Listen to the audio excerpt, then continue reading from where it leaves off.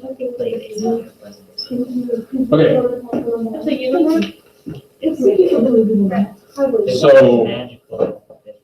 this will be the last day of review before the cumulative test. Remember, the cumulative test will be Monday and Tuesday. So Monday it'll be like units 1, 2, and part of 3. Tuesday it'll be the rest of unit 3 and unit 4 and unit 5. Any questions about that? Okay, so today we're just doing a unit 5 review.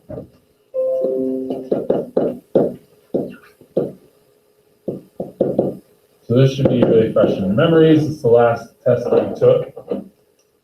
So this was all about like rational expressions and rational functions. So for rational expressions,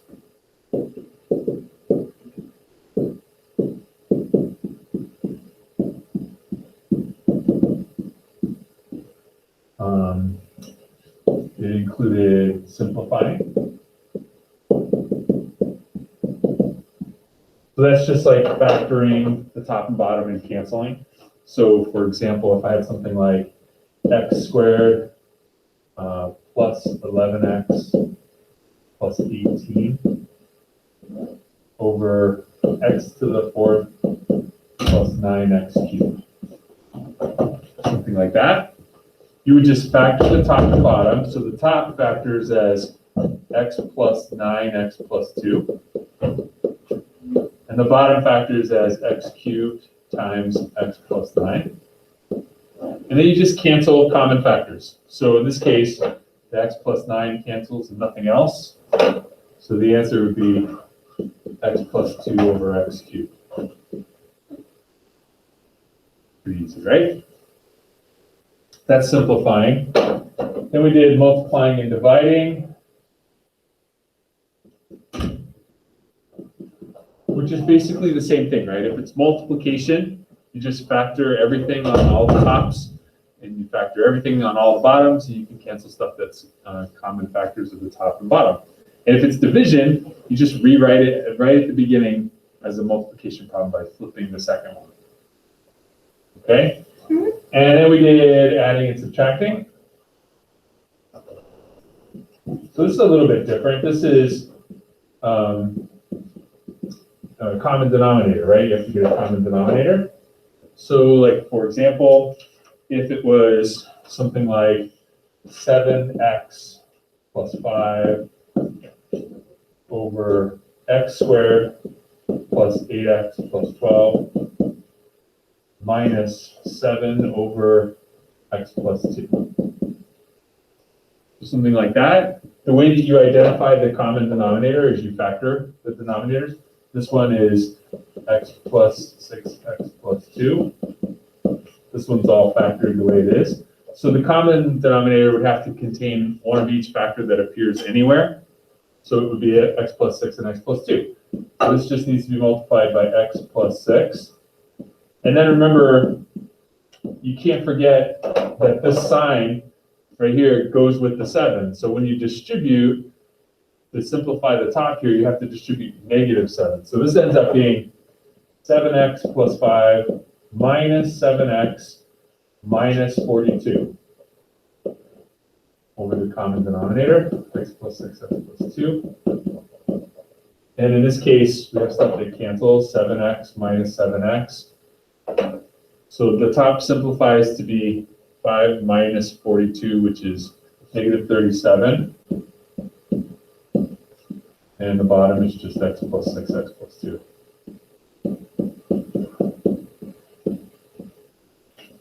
Remember, it's possible that after you simplify the top, it might factor and cancel with something on the bottom. This one doesn't, but it might. Okay? Any questions on that stuff for rational expressions? Okay, then we talked about undefined rational expressions. Undefined rational expressions.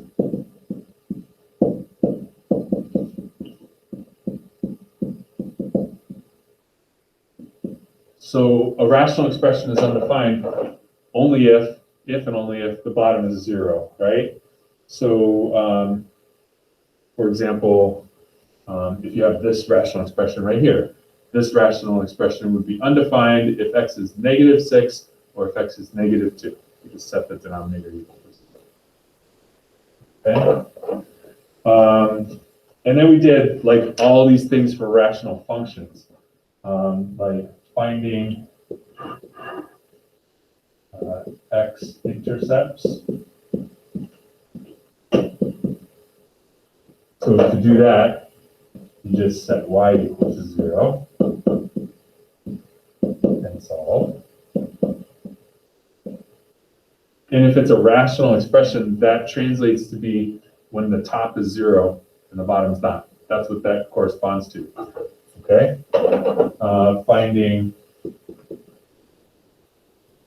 y-intercepts, which is just x equal to 0 and solving.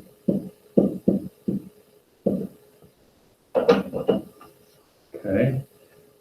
Finding vertical asymptotes.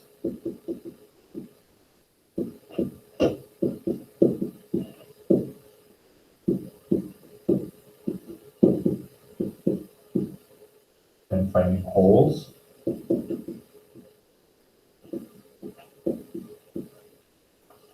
Okay, for vertical asymptotes, remember this is when the denominator is 0 and there's not a matching factor on top. So this is the denominator equals 0 and no matching factor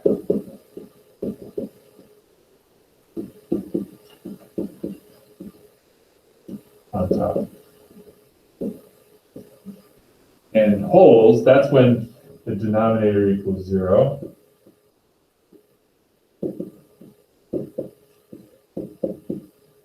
And there is a matching factor on top.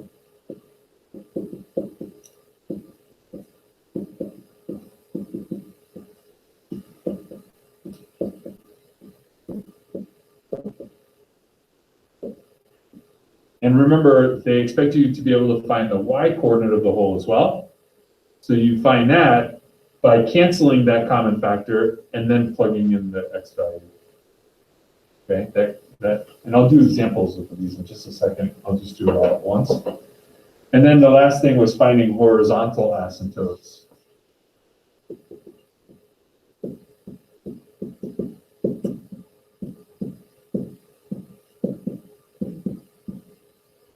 And this was looking at the order of the top and bottom. Compare orders of the top and bottom. And remember, if the denominator has a bigger order, then the horizontal asymptote is y equals 0. And if the orders are the same, then it's just the fraction of leading coefficients, y equals whatever that fraction is. And if the order of the top is bigger, there's no horizontal asymptotes. So let's do an example here. Suppose I have a rational function like this, f of x equals 3x minus 6 over x squared plus 2x minus 8. So let's say that's the function.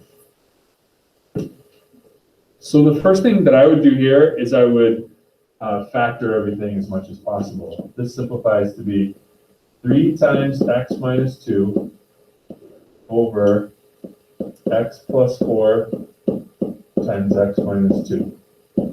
So let's just go through each of these 5 things. The 5 things are x-intercepts, y-intercepts, vertical asymptotes, holes, and horizontal asymptotes. Let's just go through each of those things in this example. So for the x-intercept, you set y equal to 0. And remember, I said that that corresponds to points where the top is 0, but the bottom's not, right? Because if this whole thing equals 0, a fraction is only equal to 0 if the top is 0 and the bottom's not. But if you look at this fraction, the top is only 0 at 2, and the denominator is also 0 at 2. So the only point at which the top is 0 The bottom is also 0, so there's none. There's no x-intercepts in this case. Does everybody understand how I got to that conclusion?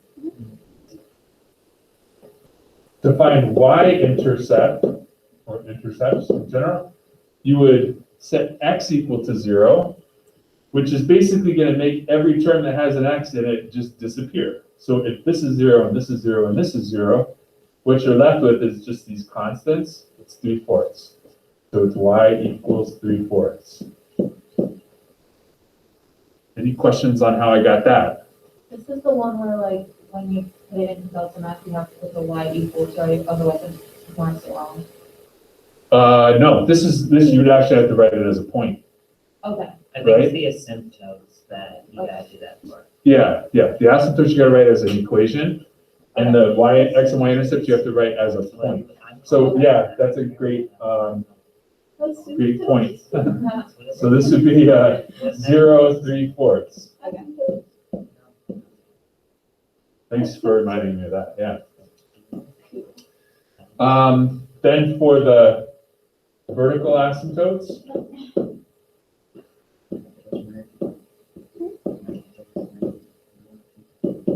vertical asymptotes occur when the bottom is 0 and there's not a matching factor. So at -4, there's a vertical asymptote. What's happening at 2? It's a hole, right? Because there is a matching factor. Okay, so if there's not a matching factor, x equals -4, that's a vertical asymptote. Everyone okay with that? For a hole, the x coordinate is 2, because that's when the denominator is 0 and there's a matching factor. To get the y coordinate, you just cancel those x minus 2's off and plug 2 in here. What's left? You get 3/6. So it would be 1/2. So the answer you would write would be 2 1/2. Is everybody okay with that?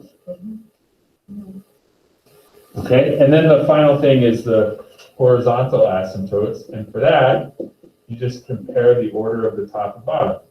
So the top has an order of 1 and the bottom has an order of 2. Bottom's bigger, so what's the answer? Y equals 0, right? It's the equation y equals 0 because that's the horizontal line that it approaches. Y equals 0. If the denominator is growing faster than the numerator, then those fractions are going to be approaching 0. Does everybody understand all the parts of that? Let's just do one more example, just to, just cause. So how about this? F of x equals x squared plus x over -5x minus 5. So same thing, I would factor first. This is x times x plus 1 over -5 times x plus 1.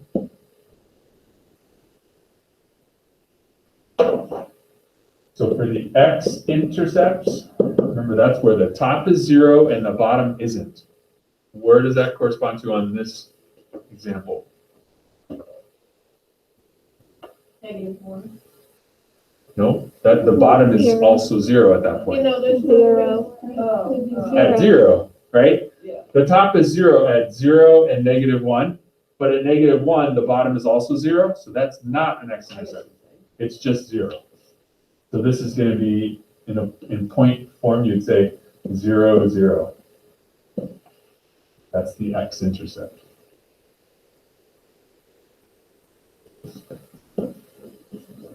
To find the y-intercept, you set x equal to 0, and any term that has an x in it just goes away, right? So this ends up being 0 over -5, which is 0. 0, 0.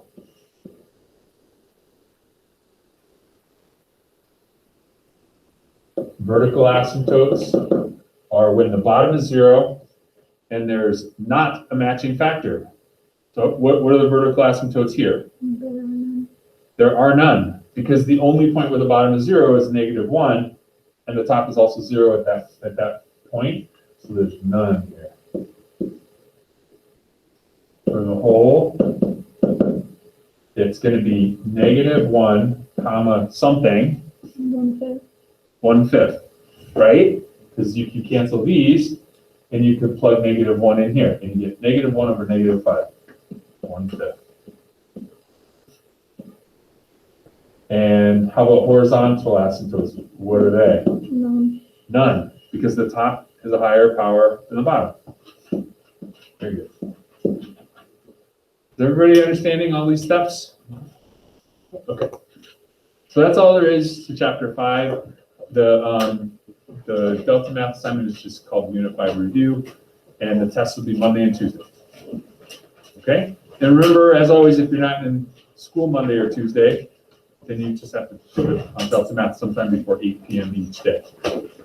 Now, somebody said something to me the other day that I just couldn't believe. Somebody said, I didn't realize that the tests are open notebook. Every test has been open notebook the entire year and every quiz. So if you haven't been taking advantage of that, you definitely should. You'll do better probably. I think I should take notes for it. I would feel so bad, like, if I had been getting like bad grades, and then it's like, oh, well, why aren't you using your notes? I'm just wondering, like, the person who said this to me, were they looking around the room and just thinking everyone was cheating but didn't want to say anything? They didn't want to spoil it for everybody. Yeah, They yeah. probably just weren't paying attention. So the reason I'm doing that this year is to just make it so that it's like fair, you know? I just